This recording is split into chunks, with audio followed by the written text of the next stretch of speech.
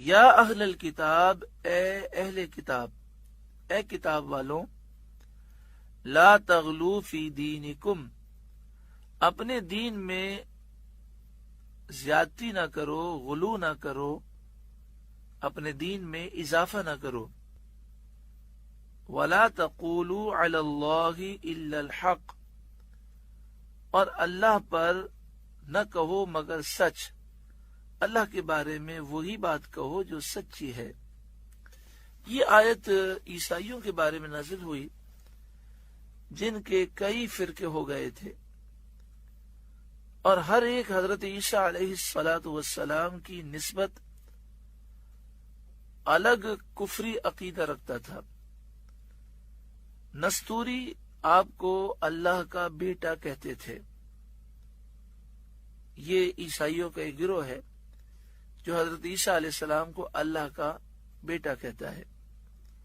مرقوسی کہتے تھے کہ وہ تین میں سے تیسرے ہیں، یعنی تین خدا ہیں، اور تین خدا میں سے تیسرے خدا حضرت عیسیٰ علیہ السلام ہے. اور اس کلمے کی توجیہات میں بھی اختلاف تھا. بعض کہتے تھے کہ تین اقنوم ہیں، تین ذاتیں ہیں، باپ، بیٹا، روح القدس. باپ سے مراد وہ اللہ تعالیٰ کی ذات لیتے، بیٹے سے مراد حضرت عیسیٰ علیہ السلام، اور روح القدس سے وہ کہتے تھے کہ جو حضرت عیسیٰ علیہ السلام میں حیات داخل ہو گئی، حلول کرنے والی جو زندگی ہے وہ مراد لیتے تھے. تو ان کے نزدیک خدا تین تھے، اور اس تین کو وہ ایک بتاتے تھے، اور اس کا نام رکھتے تھے کہ توحید فی التثلیث اور تثلیث فی التوحید، یعنی تین میں ایک کرنا اور ایک میں تین کرنا.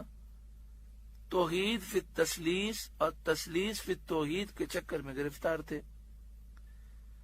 بعض کہتے تھے کہ عیسیٰ علیہ السلام ناسوتیت اور الوہیت کے جامع ہیں.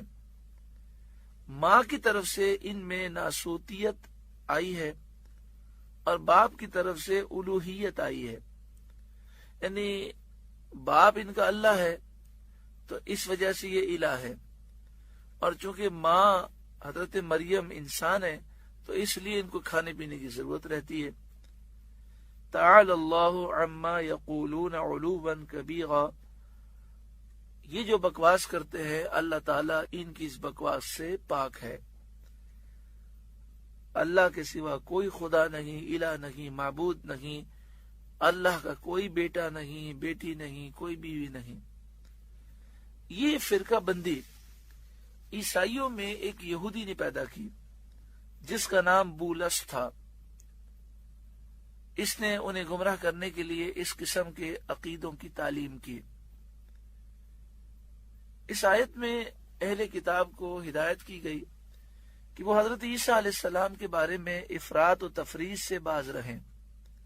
عیسیٰ علیہ السلام کو خدا نہ کہیں، اللہ کا بیٹا نہ کہیں، الہ معبود نہ کہیں، اور ان کی تنقیص بھی نہ کریں جس طرح یہودی توہین و بیعت بھی کرتے ہیں. وَلَا تَقُولُوا عَلَى اللَّهِ إِلَّا الْحَقِّ، اور اللہ پر صرف سچ کہو، یعنی اللہ کا شریک اور بیٹا کسی کو نہ بناؤ. حلول اور اتحاد کے عیب بھی مت لگاؤ کہ عیسیٰ علیہ السلام میں اللہ داخل ہو گیا، حلول کر گیا، اور حضرت عیسیٰ علیہ السلام، روح القدس اور اللہ، یہ تینوں ذاتوں میں اتحاد ہو گیا اور وہ ایک خدا بن گئے. اس طرح کے غلط عقیدے نہ رکھو، اور اس اعتقاد حق پر رہو کہ انما المسیح عیسیٰ بن مریم، مسیح عیسیٰ بن مریم رسول اللہ کے رسول ہی ہیں. حضرت عیسیٰ علیہ السلام کا لقب مسیح ہے. مسیح کے معنی ایک ہوتے ہیں بہت زیادہ ہاتھ پھیرنے والا. آپ کی خدمت میں 50,000 مریض جمع ہو جاتے اور آپ ان پر ہاتھ پھیرتے اور انہیں شفا مل جاتی. تو آپ کے ہاتھ پھیرنے سے مریضوں کو شفا ملتی، اس لیے آپ کو مسیح کہا جاتا۔ عیسیٰ بن مریم، بن مانے بیٹا، مسیح عیسیٰ جو کہ مریم کے بیٹے ہیں، یہی آپ کا نسب ہے، اس کے علاوہ اور کوئی نسب مت بیان کرو۔ عیسائی کہتے تھے کہ اگر ان کا کوئی باپ نہیں ہے تو پھر نسب کیسے بیان ہوگا؟ تو فرمایا ان کا نسب یہ عیسیٰ بن مریم، مریم کے بیٹے ہیں، بغیر باپ کے پیدا ہوئے۔ رسول اللہ، وہ اللہ کے رسول ہی ہیں، وہ خدا نہیں ہے، الہ نہیں ہے، معبود نہیں ہے، اللہ کے بیٹے نہیں ہیں۔ وہ کلمتہ، اور اللہ کا ایک کلمہ ہے کہ کن اللہ نے فرمایا، اور وہ بغیر باپ کے اور بغیر نطفے کے محض اللہ کے حکم سے پیدا ہو گئے۔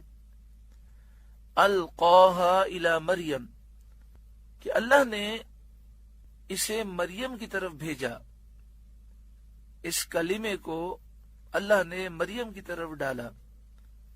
وروح منہ، اور عیسیٰ علیہ السلام اللہ کے دربار کی ایک روح ہے۔ فآمنوا باللہ ورسلہ، تو اللہ اور اس کے رسولوں پر ایمان لاؤ اور تصدیق کرو کہ اللہ واحد ہے، بیٹے اور اولاد سے پاک ہے، اور اس کے رسولوں کی تصدیق کرو، اور اس بات کی تصدیق کرو کہ حضرت عیسیٰ علیہ السلام اللہ کے رسولوں میں سے ایک رسول ہیں۔ وَلَا تَقُولُوا ثَلَاثَةٌ، اور تین نہ کہو، یعنی تین خدا نہ کہو، جیسا کہ عیسائیوں کا عقیدہ ہے، اور وہ کفر محض ہے۔ انتہوا خیرا لکم، باز رہو اپنے بھلے کو، اگر توبہ کر لوگے، باز رہو گے تو تمہارا اپنا بھلا ہے۔ انما اللہ الہ واحد، اللہ تو ایک ہی خدا ہے، کوئی اس کا شریک نہیں۔ سبحانہ ان یکون لہ ولد، پاکی اسے اس سے کہ اس کے کوئی بچہ ہو، اللہ تعالی اولاد رکھنے سے پاک ہے۔